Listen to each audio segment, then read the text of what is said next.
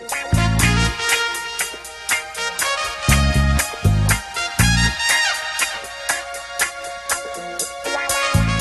buenas tardes, bienvenidos a una nueva sesión especial acá en la Zona Cero, charlando en el Forestal Express, que le llamamos.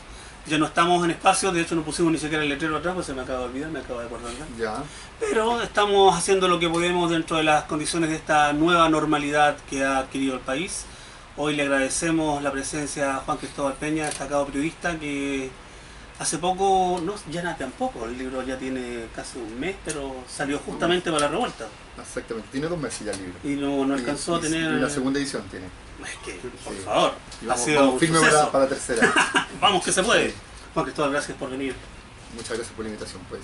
Partamos por el principio, como una frase que está muy manida, muy raída, muy tomada por cualquier lado, que es el contexto. Ya, perfecto. ¿Qué pasaba en Chile en este momento? En este momento... Para en que la podamos año que pasaba entender esto, lo que vamos a contar después. Claro, estamos hablando de la época de transición a la democracia. Claro. Bueno, es una época bien turbulenta, una época bien confusa, donde me da la impresión, y así yo también lo trato de relatar en el libro, pasaban muchas cosas a nivel subterráneo, en la sombra o los claroscuros, tanto del poder como de la calle, que no estaban a la vista de manera al menos tan evidente para la gente común. Exacto. En el sentido de que primero me parece que había una población, una ciudadanía, un pueblo que ya venía un tanto, me parece, cansado o, digamos, entregado también a este pacto que proponen los partidos democráticos, digamos, que asumen el poder, con un voto importante de confianza. Y ese voto de confianza no transparentaba tan claramente lo que estaba en juego y lo que se estaba pactando en ese momento, diría, claro, a espaldas de la ciudadanía. No estaba tan claro tampoco que, o no era tan evidente, por ejemplo, que si bien en los años, el periodo previo al fin de la dictadura, se propuso y se prometió realizar las privatizaciones, eso no ocurrió. Lo mismo con el tema de justicia. Uno de los puntos importantes del programa de Elwin era verdad y justicia. En la medida de lo posible. Pero eso se agrega cuando ya Elwin está en el poder. Un año después de asumir, se entrega el informe Rettig, y él justamente habla de que le pone este apellido a la justicia, digamos, o este prefijo, ¿no? O sea, justicia en la medida de lo posible, y dice textualmente, cuando él entrega el informe Rettig, hace una cadena de radio y televisión, él dice exactamente que ya la verdad es una medida de justicia. Lo que, digamos, estampa y deja establecido y anuncia que no habrá justicia. Otra forma de verlo. Y eso también es muy decisivo para entender por qué los grupos armados, particularmente el Frente Patriótico Manuel Rodríguez Autónomo ya a esa altura, y lo que era el movimiento juvenil Lautaro, emprenden digamos, hostilidades armadas contra esta nueva democracia, ¿ya? Pero no solo eso, también lo que hay ahí es declaración de hostilidad y de guerra, porque lo que hacen grupos armados es declarar la guerra a esta nueva democracia, arman una comandancia, incluso en el caso del Frente. Claro. Se ponen nombre, hay grado, ya no está la opción de sacar una dictadura, porque eso no había ocurrido, sino que está la opción de terminar con esa democracia. Y lo que está en juego ahí no solamente el tema de la impunidad, sino que también hay cuestionamientos a el incumplimiento de compromiso, a el modelo económico, a digamos, la ratificación de que habrá una continuidad en las políticas económicas.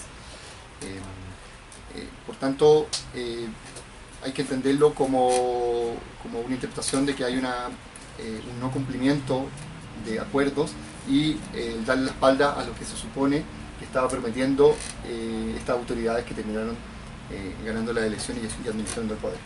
Pero a la vez, y con esto termino porque me parece algo muy interesante, ¿qué es lo que no se ve a nivel de superficie? O sea, no está a la vista. Es lo que no vemos nosotros en el fondo. No, exactamente. Es que están los grupos subversivos operando en las sombras, pero a la vez está el antiguo CNI, que es alojado, o sea, acogido en el Ejército, la Brigada de Inteligencia del Ejército y en la Dirección de Inteligencia Nacional, Dirección Nacional de Inteligencia, el DINE. Estos grupos siguen operando en las sombras y siguen operando con un propósito que es de alguna forma común a este otro grupo subversivos, que es sabotear esta nueva democracia. Ambos tienen intereses comunes, comparten un diagnóstico, o sea, tienen intereses distintos, pero digamos el objetivo es el mismo, es sabotear este proyecto de nueva democracia por razones muy distintas. Y eso no está a la vista, pero pasan muchas cosas en esos años, no pasan cosas tan, podemos profundizar un poco más adelante, pero tan locas como que al tiempo que la Policía de Investigaciones, parte de ella, que era leal al gobierno, hacía seguimientos al grupo subversivo que tenía secuestrado a Edwards, al mismo tiempo estaba la inteligencia del ejército haciendo seguimiento a la Policía de Investigaciones, que seguía a Edwards, exactamente, o sea, hacían inteligencia y contrainteligencia. Capítulos como eso está lleno en la historia de la transición, y esos capítulos, muchos de ellos no son visibles. Hay poderes que están operando en la sombra, hay operaciones que están ocurriendo, algunas de las cuales, bueno, yo narro acá, claro, digamos, para, con perspectiva del tiempo, procurar mostrar cómo, qué es lo que estaba pasando en esa democracia naciente y qué es lo que estaba en juego también. Por eso yo te pedía contextualización, porque uno podría entender como, otra historia de los frentistas que se arrancaron, ¿no? O qué malo que se haya arrancado, o qué bueno que se haya arrancado. Pero no, si contextualizamos esto como con esta somera muestra que ha hecho Juan Cristóbal, wow, aquí había, y nos falta una patita aquí. La oficina. La oficina. Claro. ¿No? Claro. Que no es una patita menor, además. Sí. Pasaban cosas muy locas, muy extrañas, y personajes reciclados de la antigua izquierda, de lealtades muy confusas, muy inciertas, antiguos guerrilleros de izquierda que ahora aparecían combatiendo a sus propios compañeros, a quienes incluso algunos de los cuales habían formado ya en Cuba, o quienes habían compartido, qué sé yo, en la guerra en Nicaragua o en El Salvador. Y pasaban cosas tan insólitas como que había agentes del tipo Lenin Guardia. Sí, probablemente le suena a alguno este personaje. Lenin Guardia había sido milista, luego fue socialista, partió al exilio a Berlín, pasó por Cuba, se formó como agente de inteligencia, se formó como guerrillero, vuelve a mediados de los 80 y empieza a tener una relación muy cercana con la inteligencia del ejército, particularmente con la CNI. Y luego, hacia fines de los 90, fines de los 80, comienzos de los 90, comienza a colaborar como asesor de inteligencia para el nuevo gobierno, no para la oficina, porque también habían bandos dentro del gobierno donde algunos confiaban en ciertas policías, otros confiaban en otras, habían celos, y a la vez este personaje es Lenin Guardia, cosa que está comprobada, por lo demás yo lo cuento acá en el libro, eso está documentado en el expediente judicial del caso Edwards y en el expediente judicial del caso Guzmán, se documenta a través de agentes de inteligencia de ese entonces del ejército que Lenin Guardia es un informante del ejército, es un operador del ejército que tiene conexiones con el gobierno, a quien le vende información a la vez, y por otra parte Lenin Guardia también es informante y tiene contactos con el frente.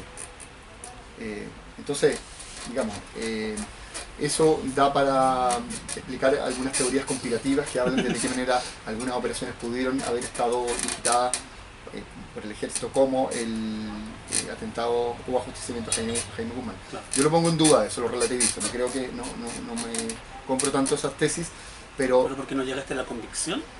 ¿O porque tu investigación no llegó hasta...? Pucha, es complejo, pero yo creo que es muy sofisticado como operación y los agentes en Chile son chapuceros, Sí, ¿no? ¿no? O sea, bueno, como todo, ¿no? Claro. Pero a fin de cuentas no son tan finos, no son tan inteligentes como para hacer operaciones De ese calibre. tan perfectas, ¿no? Tan de relojería. O sea, sin ir más lejos, Lenin Guardia a fines de los 90, él cae preso por inventarse una operación de inteligencia donde envía, junto a otro informante de poca monta, cartas bomba a la Embajada de Estados Unidos y al abogado de la familia de Jaime Guzmán. Y cuando lo van a buscar a la casa, él encuentra las boletas de los elementos que se les requerían para fabricar estas cartas bomba, digamos, y lo condena a 10 años, digamos, ¿no? Entonces, ese es el nivel de nuestro agente de inteligencia. Entonces, me cuesta pensar que haya sido tan sofisticado y hayan hecho una operación así tan fina. Pero el punto a lo que voy que claro, que personajes de este tipo, capítulos de este tipo, está poblada también la transición a la democracia, y que algunos de esos capítulos o escenarios que lo permitieron explican en parte también lo que está pasando hoy en día. Y eso creo que es algo, son conexiones que hoy en día empiezan a quedar a la vista, como por ejemplo los cuestionamientos a los amarres que se tejieron a comienzos de los 90 en Chile, como respecto a la autonomía de las policías, por qué las policías están actuando hoy en día como están actuando.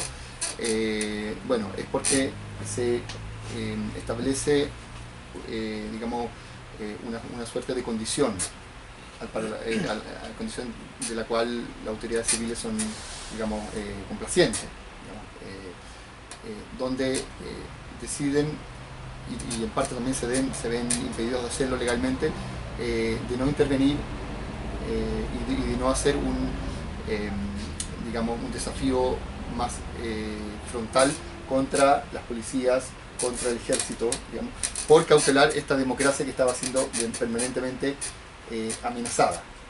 Y en definitiva, ya podemos profundizar sobre eso, ¿no? Pero en definitiva, lo que es la democracia es un pacto, es una transacción. Las autoridades civiles de comienzo de los 90, encabezadas por Peter Selwyn, ellos pactan gobernabilidad a cambio de impunidad para las antiguas autoridades, para los militares, a cambio de no intervenir, por ejemplo, o cuestionar las privatizaciones, entre otros aspectos, digamos, y de la mantención de altas cuotas de poder para Pinochet y los suyos, incluso incluido para las autoridades civiles que habían sido leales a la dictadura. Y muchas de ellas siguen hasta ahora. Así es. Y algunas en cargos muy importantes. Entonces, claro, bueno, lo que explica absolutamente el hoy. Claro, y es porque indigna tanto estas imágenes digamos, de dolor de la UDI, de actos de constricción y puñaladas ante la caída de uno de sus máximos líderes, uno de estos coroneles, pero ¿no? tu historia acá hace un link aún más notorio con la actualidad, si tomamos en cuenta que el jefe de la oficina era Marcelo Chile, el jefe digamos, de facto. Claro. El otro jefe era Mario Fernández, que era ministro de Bachelet, y el otro era ni más ni menos Jorge Burgos, que era él, que fue, bueno, ministro de Interior y ministro de Defensa ¿sí? Y se supone que y según lo que han dicho por ahí, el mayor aportillador de Bachelet. Sin duda, claro.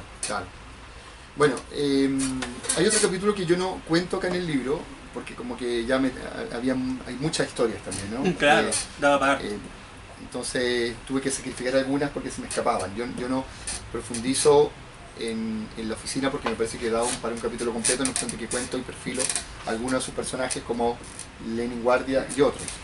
Pero yo me encontré con documentos muy sorprendentes, por ejemplo, de casos que sí cuento acá, que es la ejecución el año 91 del sargento Valenzuela, que es un sargento explosivista que había sido escolta de Pinochet.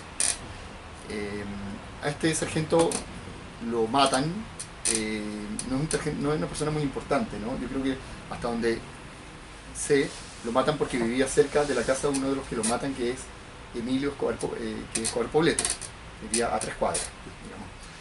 Y como que le tenían ganas, ¿no? No hay ninguna razón de peso, o sea, habían 10 personajes más importantes, ¿no?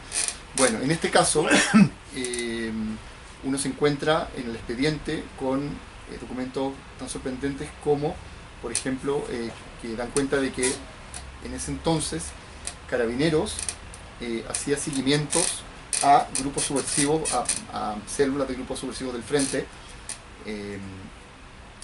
y esos datos eran entregados por la inteligencia del ejército, por el DINE, la Dirección de Inteligencia Nacional del Ejército, que hacía seguimientos sin tener, y hacía operaciones sin tener, digamos, potestad legal para hacerla. Era un antiguo CNI que seguían operando en las sombras. Ellos hacían seguimientos, hacían fotografías, hacían escuchas telefónicas, pero tenían la delicadeza, porque ya si no hubiera sido, digamos, una jungla, de no hacer las detenciones, sino que las detenciones, digamos, se las encargaban a Carabineros cuando le daban todos los datos. Esta persona vive acá, sería responsable de tal cosa. Luego que Carabineros los detenía, le daba la entrada a los cuarteles de Carabineros antes de pasarlo a la justicia para que fueran digamos, investigados y condenados. Le daba la entrada a los agentes del ejército para que los interrogara. Estamos hablando del año 91. Y los agentes entraban a los cuarteles, torturaban a estas personas que estaban acusadas de actos subversivos, sacaban información, digamos, elaboraban sus fichas y se iban. Eso está documentado tal como lo estoy contando, en un expediente de la Fiscalía Militar, de la segunda Fiscalía Militar de Santiago, en el caso de este sargento. Entonces, uno puede decir que son hechos menores, ¿no? Pero son hechos que eran muy recurrentes, ¿no? En Chile había, desde comienzos de los 90, había tortura, como sigue habiéndolo, menor, digamos, no a ese nivel, pero digamos, hoy en día en cuarteles policiales. Por otro lado también había agentes que seguían operando de inteligencia del ejército que no tenían potestad legal para hacerlo, y esos hechos eran de completo conocimiento de las autoridades civiles, pero eso era un problema menor, digamos, frente al problema mayor de la amenaza que tenía de parte de estas dos fuerzas, digamos, los grupos subversivos, particularmente el Frente y el ejército. Incluyamos ahí también a Carabineros y claro, la Armada. La Armada siempre es un poco más elegante como para operar, ¿no? Pero igual tiene su, sí, por favor. tiene su agente, digamos, dispuesto a sabotear esta democracia. Por tanto, claro, estos capítulos que parecen menores van poblando, en definitiva van escribiendo la historia de la transición a la democracia. Y son capítulos que no están en la gran historia, ¿no?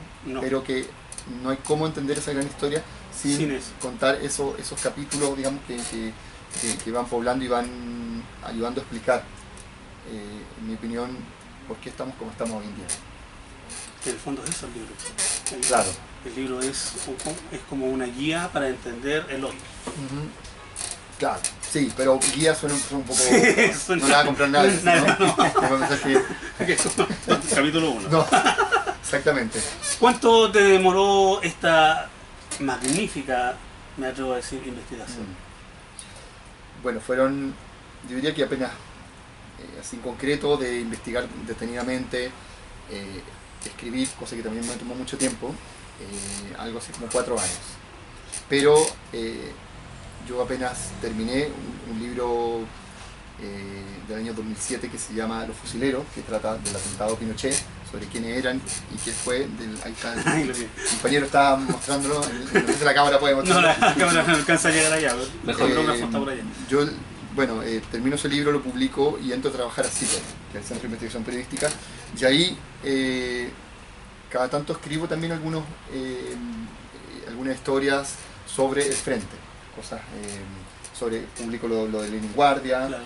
publico un perfil de Palma Salamanca, publico un perfil también de un personaje que se llama Bigote, que fue ejecutado por la misma dirección del frente, conocido como Bigote, acusado de haber traicionado a los máximos jefes y por tanto ser responsable de la muerte de los máximos jefes, que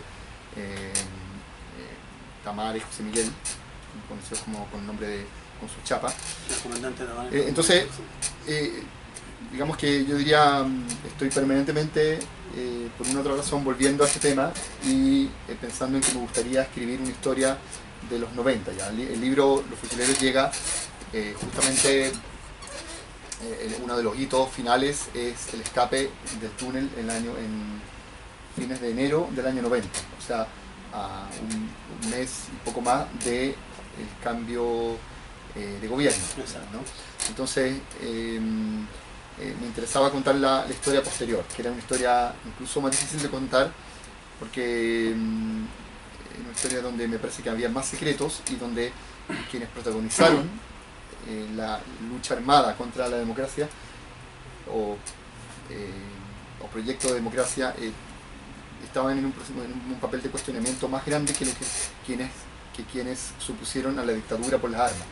Digamos, quienes atentaron contra Pinochet se sienten orgullosos. Gente que debieran ser héroes. Claro, pero ellos mismos, digamos, también no tienen problema cuando uno se lo ubica y gana confianza en contar, o por lo menos para mí no me fue tan dificultoso una vez que los encontré y me gané la confianza para que me hablaran de su historia. Pero ya posteriormente hay un marco de censura a nivel social sobre todo lo que ocurre con la lucha armada de los 90 para adelante. Sí, claro. Entonces era más difícil relatar esa historia, había más secretos, había más capítulos oscuros e ingratos. Definitivamente es una historia de derrota también. Claro. El de los 80 también lo es, pero esta es una derrota que está anunciada desde antes de librarse, ¿no? O sea, el Frente nace en el 83 con la ética de que va a luchar contra la dictadura y la va a derrotar, y tiene un poder de fuego importante, tiene cientos, miles de jóvenes dispuestos a sumarse al frente, si no sumó más porque no tenía más capacidad de sumar, y tiene una población que apoya también, o sea, un porcentaje importante de la población apoya las acciones del frente, que son vistas desde el lugar de la oposición a Pinochet con cierto heroísmo, con cierto sentido ético. Exacto. Lo que ocurre en los 90 para adelante no. Ahí no hay un apoyo popular a lo que está haciendo el frente en ese momento, ¿no? Es lo que comentaba al comienzo. Hay una opción por la vía electoral, un acto de confianza por esta nueva democracia, ¿no?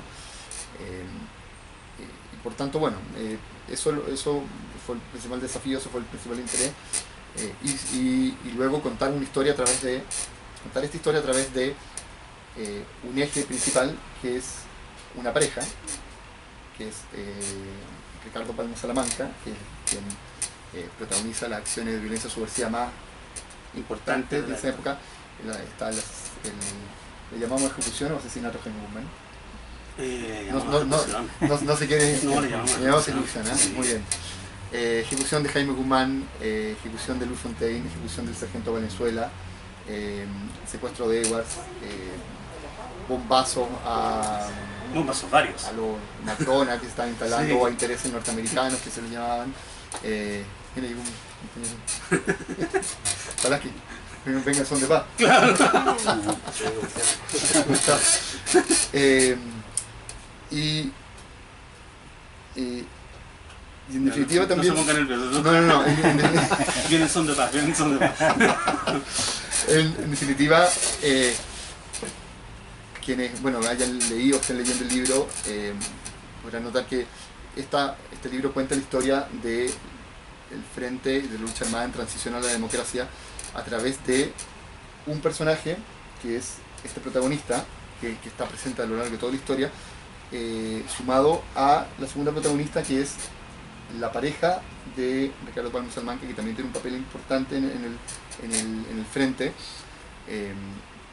Por tanto, es una historia generacional que corresponde también a mi generación. Ellos tienen la misma edad que tengo yo. Yo fui compañero de curso por un año de la que fue durante casi 30 años pareja de Ricardo Palma Salamanca, el negro.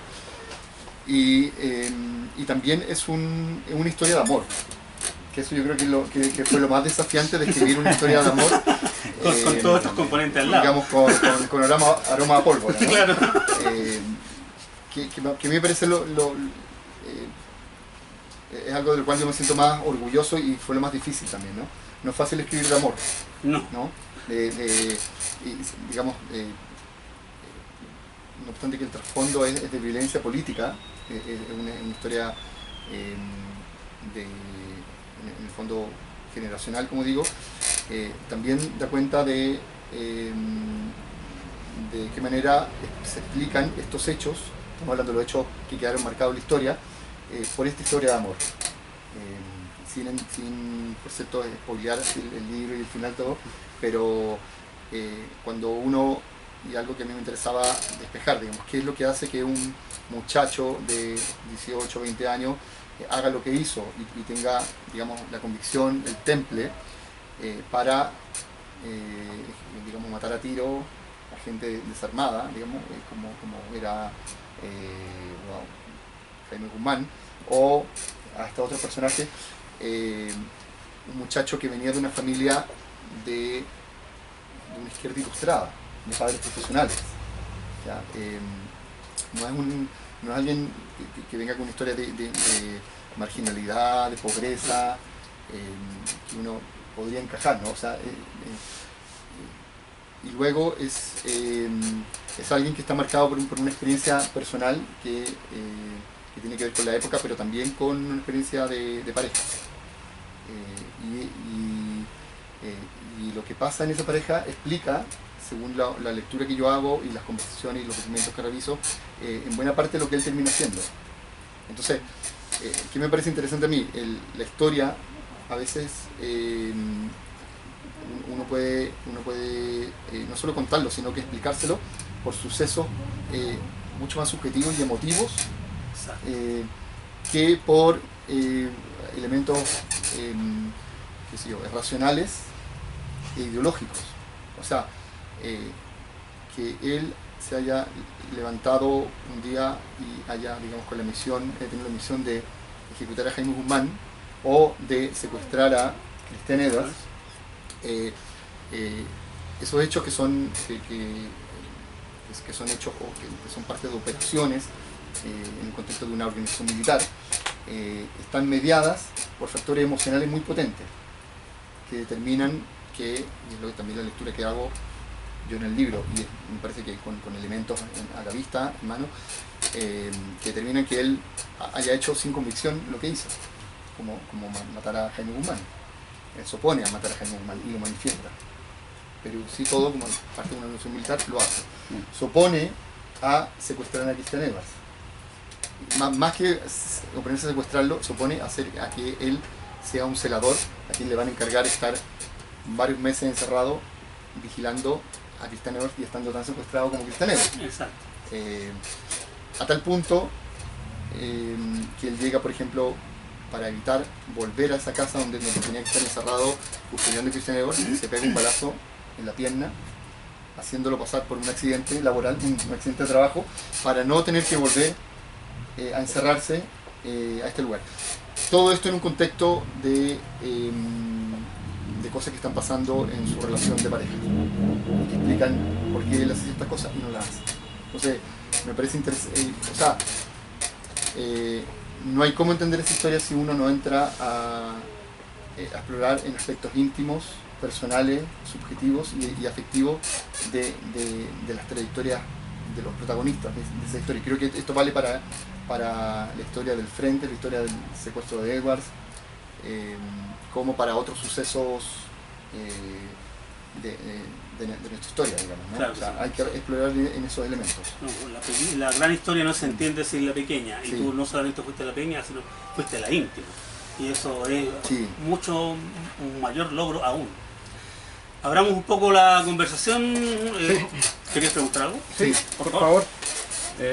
Hola, Juan Cristóbal. Hola, ¿cómo estás? Estoy a medio camino de tu texto de investigación.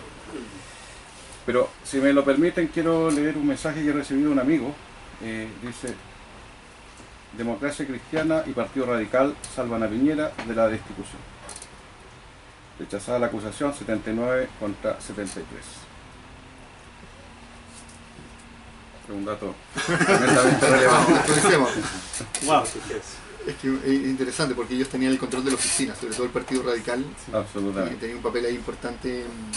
Por alguna razón ellos se quedan con la seguridad, junto con parte del PPD, ¿no? Sí, claro. Pero se quedan con gendarmería, con parte de la oficina, estamos hablando de comienzo Parte del Partido Socialista. De hecho, claro, Chile es socialista. Exactamente, sí.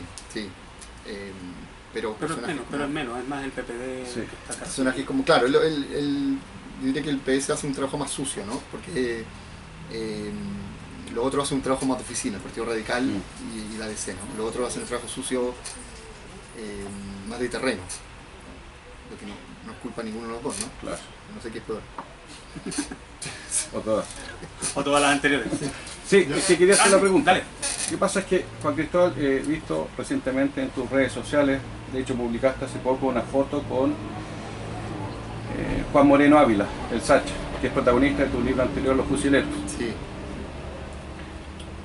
Supongo que conversaste con él y hablan de actualidad, ¿no es cierto? El protagonista de ese libro, los frentistas son los protagonistas los principales protagonistas de tu trabajo, en el contexto del que tú ya has señalado. Ajá. En el Chile de hoy, ¿qué es lo que ellos creen? ¿Qué es lo que ellos piensan? ¿Ellos se sienten protagonistas de una historia que ocurrió hace más de 20 años? ¿Cómo perciben lo que ellos hicieron, dejaron de hacer? Y cómo ellos ¿no es cierto?, se insertan en el Chile del que ellos también ayudaron a construir. Sí, con toda la marginación, ¿no es cierto?, que ellos han sufrido por la condena, ¿no es cierto?, que hubo después. A mí me parece que es bien arriesgado, eso sí, hablar de el plural de un grupo guerrillero, aunque sea un grupo pequeño. Hablemos de los que participaron del atentado Pinochet, ¿no? Porque tienen trayectorias, tienen formaciones y tienen destinos muy distintos, y porque algunos de ellos también quedaron en lugares incluso medio opuestos, peleados, y siguieron caminos. Sí, son suertes muy dispares, y eso también hay que entenderlo, que ellos son el grupo derrotado. El grupo derrotado siempre, digamos, conlleva también la derrota, conlleva una serie de cosas muy ingratas, y que significa que no necesariamente hay una comunidad, una comunión ahí, digamos. Pero por lo menos de los que yo he hablado, me parece que por lo que yo hablé con Sacha, de lo que puedo contar, así que no sé si contar todo, la verdad, no da lo mismo. Pero igual una gran emoción para él, ¿no?, que estuviera pasando esto, ¿no? Que me decía como que yo pensé que me iba a morir, y que me iba a morir como en los 90, así como que no había pasado nada, ya van a pasar 50 años, me iba a morir, y esto quedó igual suspendido en el tiempo por 30, 50 años, ¿no? Y básicamente, de hecho, nos juntamos en Los Héroes, nos vinimos caminando, y cuando veníamos llegando, acercándonos a casa, hacia Plaza Italia, él decía como que tengo los pelos de punta así, porque digamos, están todo emocionado, tengo la piel de gallina, ¿no? De ver esto que está pasando, ¿no?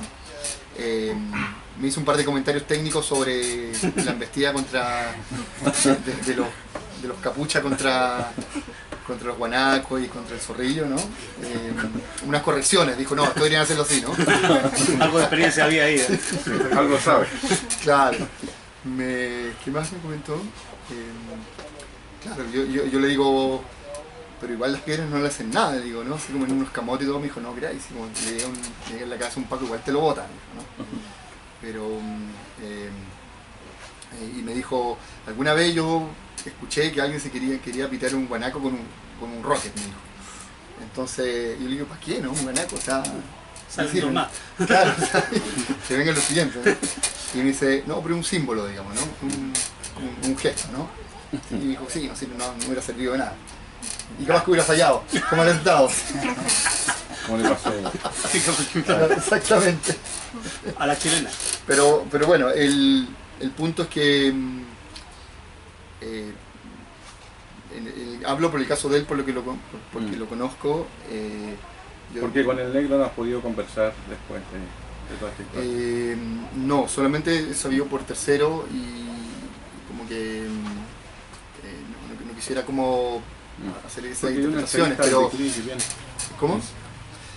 Ahora, él igual tiene una visión bastante más moderada, me parece, de la gente que participó de la lucha armada en ese entonces. Él tomaba bastante distancia y algo que me parece interesante y que también se interpreta o se lee de este libro es que él no se siente un símbolo de, digamos, de un justiciero de la izquierda, digamos, no es un papel que le acomode. Ese papel a él le trajo muchos costos personales, y si hay algo de lo que reniega o por lo menos rehuye es de ser un símbolo, un palemán, ¿no? Así como un qué sé yo, un héroe de la primera línea, digamos. Él, más allá de, no sé si está arrepentido exactamente, yo creo que eso no se lo escuché nunca, y más bien como que rehuye de esa palabra, pero no es algo de lo que siento orgulloso, y no es algo de lo que o sea, que él sienta que eso lo sitúe en un lugar, en un podio de héroe, o sea, todo lo contrario más bien, ¿no? Ahora, la pregunta iba por ahí, ¿no? Sí. Más o menos. Sí. Claro, o sea, a propósito del negro, entonces, claro, él cuando yo hablé con él también incluso hablaba de una transformación espiritual, digamos, ¿no? Él cuando estuvo en San Miguel de Allende, en este periodo oscuro, perdido, donde pasaron muchas cosas y que yo no ahondo en ello porque creo que, o sea, hubiera tenido que estar 20 años más investigando eso. En ese periodo él participaba de una revista de New Age, donde hablaba de budismo, donde hablaba de holística, de transformación espiritual, y participaba de un colegio Waldorf donde tenía a su hijo junto con Emilio. Incluso hay una editorial de Emilio en una revista que ellos tenían en conjunto, donde Emilio dice, todos saben quién es Emilio, ¿no? Más o menos. El compañero de Palma Salamanca, quien participaba de la ejecución de Jaime Guzmán, del secuestro de Edwards, de la ejecución de Louis Fontaine, es el jefe operativo del rescate en helicóptero de la cárcel del año 96, un tipo de peso importante, ¿no? Bueno, en 20, 30 años después, Emilio tiene una revista de New Age, y donde tiene una editorial de enero, de haber sido del año 2011, por ahí, y Emilio dice, quiero renacer como un colibrí, ¿no? y me acuerdo de esa frase como digamos, entre otras cosas de ese tipo, ¿no? O sea, habla de la reencarnación, ¿no? Entonces, bueno, quiero decir, el contexto de la vivencia de Palma Salamanca tiene esas complejidades, digamos, y esas contradicciones, ¿no? Entonces, porque recuerdo... perdón, y él hoy en día está en un lugar más moderado, digamos, ¿no? Incluso más... podría incluso uno mirarlo como socialdemócrata, o sea, él no estaba a favor de una lucha armada, probablemente estaría apoyando hoy en día digamos, las autodefensas, la primera línea, etcétera, ¿no? La movilización efectiva, pero no apostaría por una vía armada, digamos, ante una agudización de un conflicto civil. Incluso supe que él está en un grupo de WhatsApp con unos compañeros de curso y lo acusaban de amarillo. De grave. Sí, sí, como en broma, ¿no? Digamos que sí, como que lo jodían por algunos comentarios, ¿no? Creo que la última entrevista que salió de él, disculpa. En la última entrevista que salió de él, no sé si fue en el Teclín, sí, él reniega mucho de la izquierda, hace una crítica muy... Es muy interesante esa entrevista. Sí, sí. Yo creo que eso tiene que ver con su experiencia personal y su vivencia también, bueno, él está contextualizado ahí, viniendo de una familia que lo marcó mucho y de alguna forma él responsabiliza de alguna forma a su familia de lo que, digamos, para explicar lo que termina siendo, ¿no? Entonces tiene que ver con eso, pero esencialmente igual yo creo que si algo que lo define a él es como, un engreimiento, una desafección en general con ideologías, ¿no? Con la política, distancia, cosa que siempre tuvo igual, ¿no? Igual él era parte del PC, del frente, pero renegaba de las peñas, renegaba de las canciones de protesta, de estas canciones quejumbrosos y tristes de las protestas, digamos, como que nunca le acomodó, ¿no? Escuchaba Sumo, ¿no? No escuchaba... Silvio Rodríguez sí, digamos, pero no Sol y Lluvia, digamos, ¿no? Ocho Inquilinos, sí. Yo le quería preguntar sobre lo que decía recién, que escribir esta historia igual implicó sacrificar el no contar hechos que pudieron haber sido importantes. Y entonces, entendiendo que usted tuvo que seleccionar hechos, le quería preguntar ¿a qué respondió la decisión de no contar el asesinato o ajusticiamiento de Continuemos, nosotros de somos Jaime cuenta Guzmán? de que fuera está en Porque paz. igual yo imagino de no contar el asesinato como en profundidad ¿El de Jaime Guzmán? de Jaime Guzmán. Ah, Porque igual imagino que esa historia tuvo que haber tenido hartas complejidades, contradicciones, como en ese nudo dramático que era sí. Misca, Ramiro y Palma Salamanca. O sea, no está contado de fondo, pero sí está contado, Claro. sobre todo al comienzo, digamos, de modo de entender lo que estaba pasando con Palma Salamanca en ese momento, comienzo de los 90 y sus circunstancias. Y básicamente obedece a opciones narrativas, que ya cuento varios capítulos en profundidad, varios hechos, entonces tenía que renunciar a algunos de ellos, ¿no? Yo creo que cada uno de ellos es un libro, o sea, lo de Fontaine también lo cuento, pero tampoco en profundidad. Lo de Sargento Valenzuela no lo cuento, pero también esa ejecución es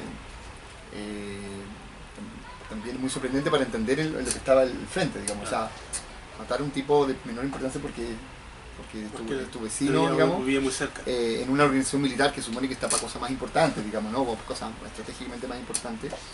Entonces también renuncié a eso porque tenía que tener un eje y tenía que tomar ciertas decisiones narrativas, y en ese sentido opté por contar el secuestro porque me parecía más fundamental para entender lo que estaba pasando con los protagonistas y con el frente, porque es el capítulo que sella la parte final del frente en Chile, y porque ayuda a explicar también quiénes eran los que estaban participando de ese hecho, cuáles eran los actores, los que hablábamos al comienzo, ¿no?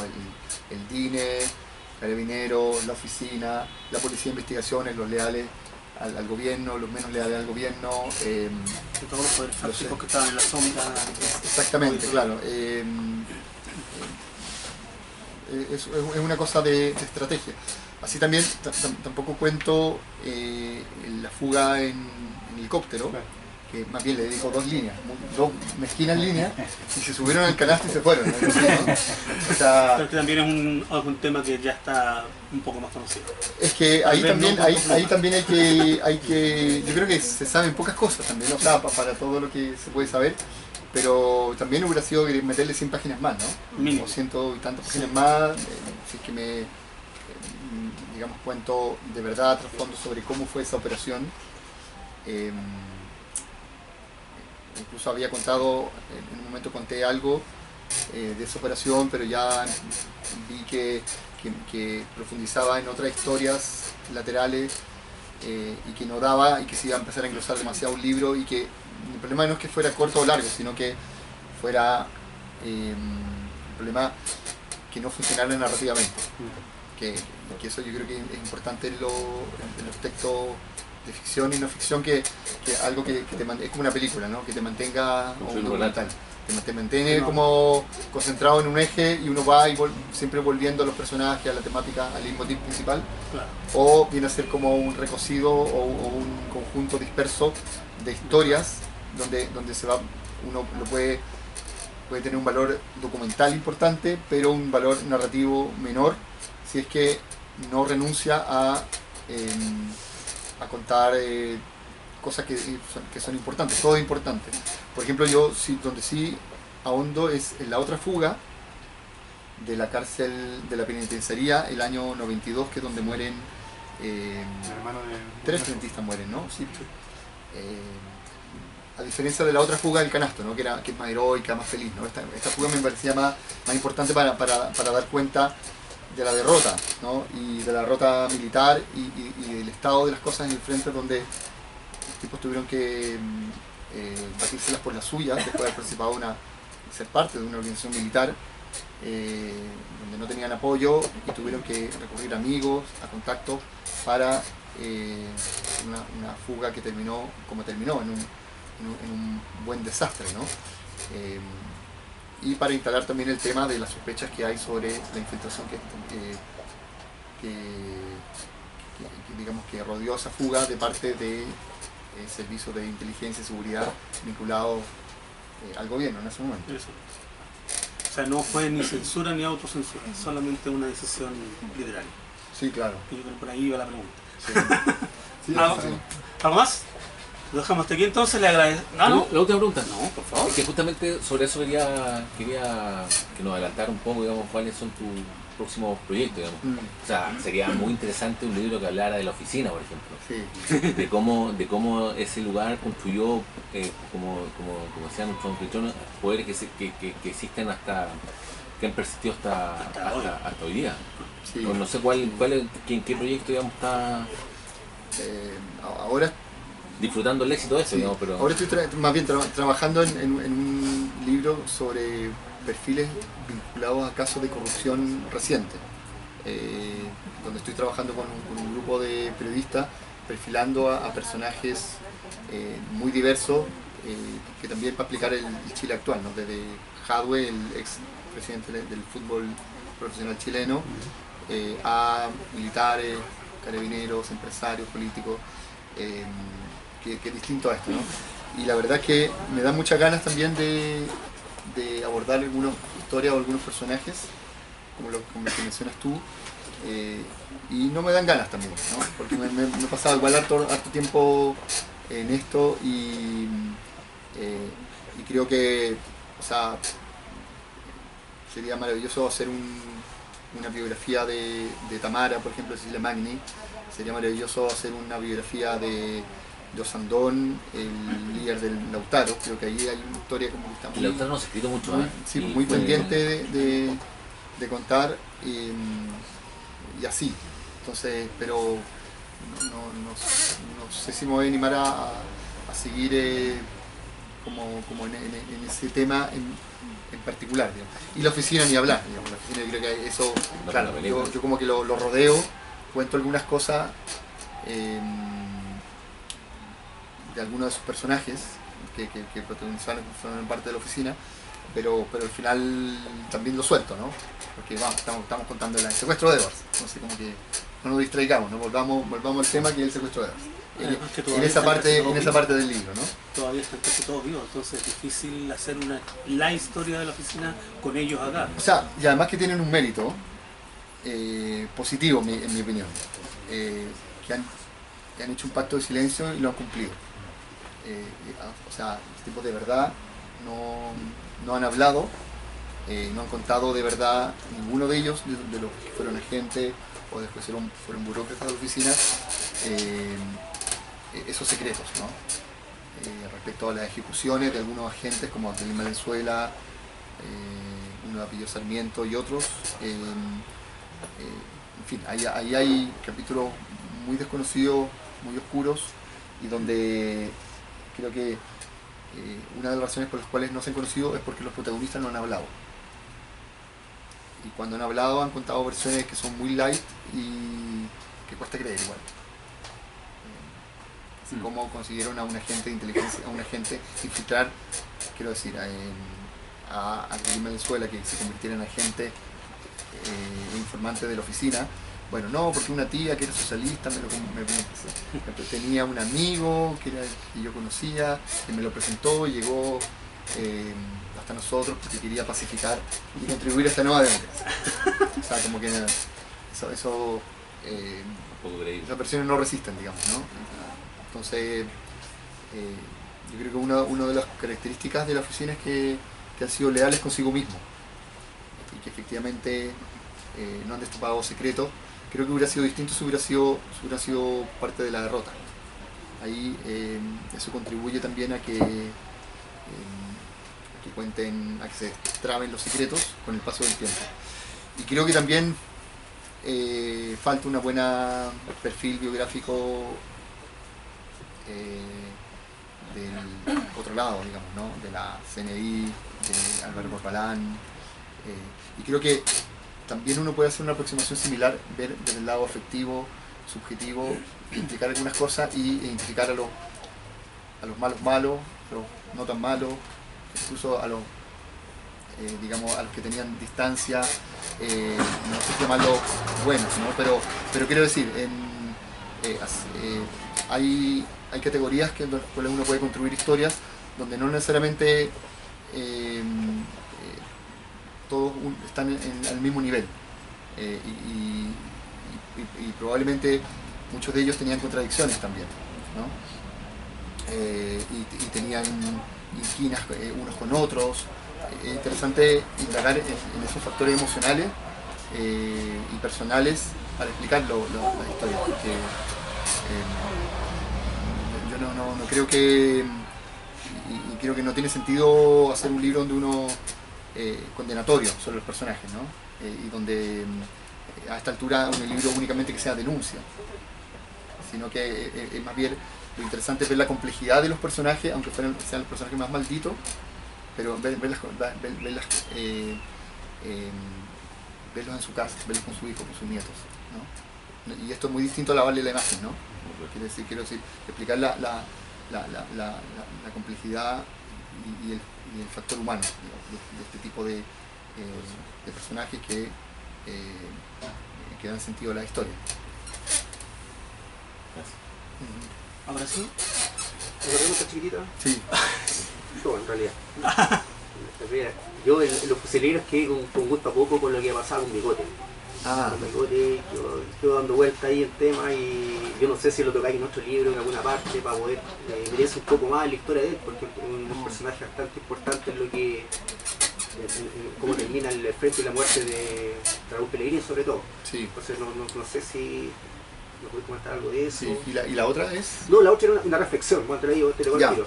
El otro día, cortito, mira, el otro día yo escuchaba, leí una entrevista que le hacían a un cabro de la primera línea, que venía saliendo cuarto medio, entonces le hablaba, ¿quién eras tú?